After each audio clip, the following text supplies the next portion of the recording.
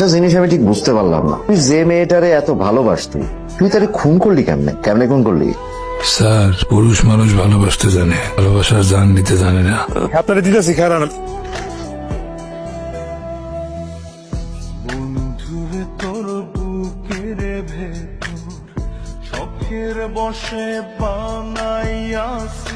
গতকাল আপনাকে দেখে হি হি করা ঠিক হয়নি, সরি।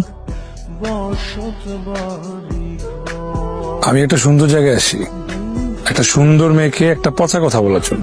তুমি কি রাগ করবা বললে? পচা কথা? আগে বলো তো, শুনে দেখি। বকা তো নাও দিতে পারি। I love you.